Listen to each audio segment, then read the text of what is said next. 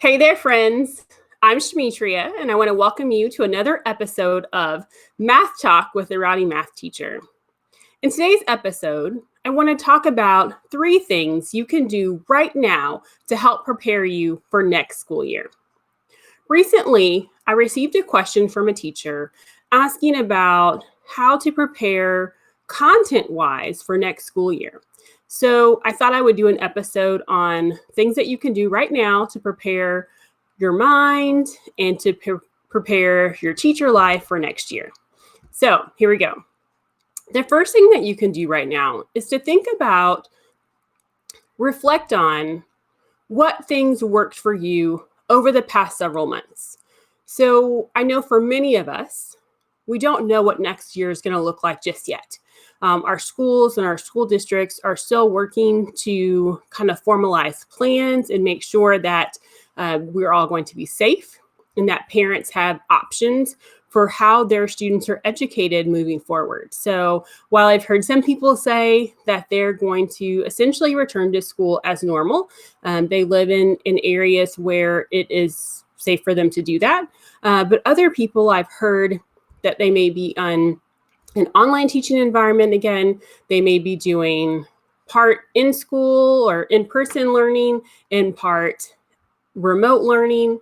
So we're all kind of at different places. So I feel like what is going to be the reality for most of us is that we will have some sort of blended learning model where we'll be using some digital tools and also some in-class tools.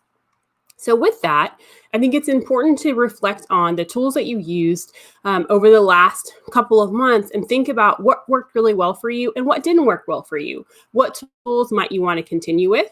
Did you like Google Classroom? Did you like using Google apps and tools? Or was there something else that you preferred to use? So really kind of being solid on what works best for you.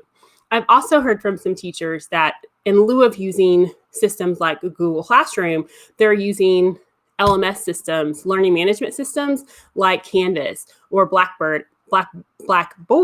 Not sure if that's actually still around. That was something that I used in college. And those systems are, those are more comprehensive and they allow you to do a lot more things in that one environment. So I have heard that some school districts are looking for learning management systems that they can use to handle kind of all of their online instruction. And those are tools like what you might see if you've taken any graduate classes or if you've done any type of distance learning in a college world. You've probably seen those tools before, like I mentioned, like Blackboard or Canvas.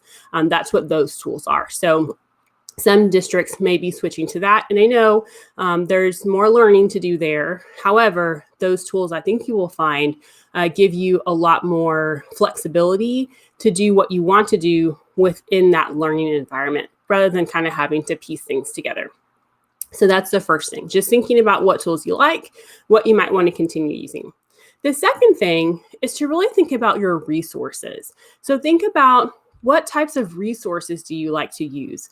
And how would those resources transfer to a digital learning environment? I know we've already had some experience with that. And I know for many people, we're just figuring it out as we go. And so we may not have been using materials that we wanted to use because we didn't have a way to do that. Well, I'm here to tell you, you can use your print resources in a digital learning environment. You just have to convert them to a digital tool. There's lots of ways that you can do that. I'll be talking about some of those things and developing some opportunities for you to learn more over the next couple of weeks. So please stay tuned for that. I'm very excited about getting to share those details with you. Then the third thing is kind of what I mentioned at the beginning, the question about content. So for some of you, you may have continued on as normal. You continue to teach new content and assess your students and evaluate progress and kind of go from there. However, in other areas, I know that there was no new content. The last part of the year was just review. So that leaves us with a bit of a conflict, right? What do we do about the content that was missed for that last part of the school year? So there's 3 things that you can do for this. And I do know that NCTM, the National Council of Teachers of Mathematics, is working on providing some guidance for schools and districts in how to approach this area. But I also wanted to just kind of share with you some thoughts as you begin to prepare for next year. I know I've had lots of conversations with teachers just thinking about, okay, if this is the topic that you didn't get to, you may want to be talking to the next grade level to help them know what are the best practices for teaching this content so that they can be prepared to teach it. So along with that, you'll need to think about what content did the students miss from the previous year.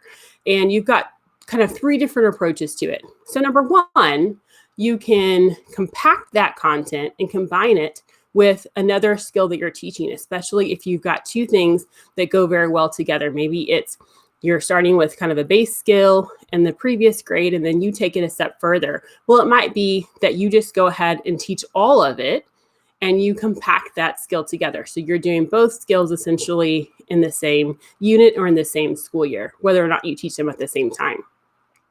Another strategy is to just not teach that content. And I know you're saying, whoa, Shmitria, we cannot do that.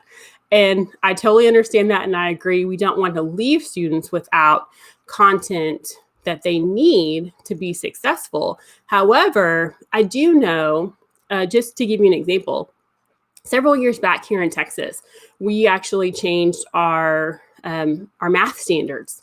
And part of it was a very interesting situation. But as a middle school teacher, I know that some of the content I taught in middle school actually got pushed down a couple of grade levels. So what ended up happening is that we kind of looked at our maps and took some content out that they were going to then get later and just didn't teach it that year, but then also had to teach some things earlier that might have been missed along with all of this content changing. So it is possible, if a skill is going to come up later, that you just take that skill out of your content and you don't teach it. And then the next grade level, or whenever it's supposed to show up next, that grade level would need to know what they need to add to that skill in order to make sure that they've captured all parts of it. Then the last thing is to, if it's a skill that's essential, then you'll probably need to shorten something else to make sure that you're able to adequately teach that content. So you'll have to look at your curriculum maps and decide, what can I shorten so that I can make sure that I give the attention needed to this particular skill. So it's kind of 3 different strategies and approaches to dealing with the content that was missed in the latter part of the school year.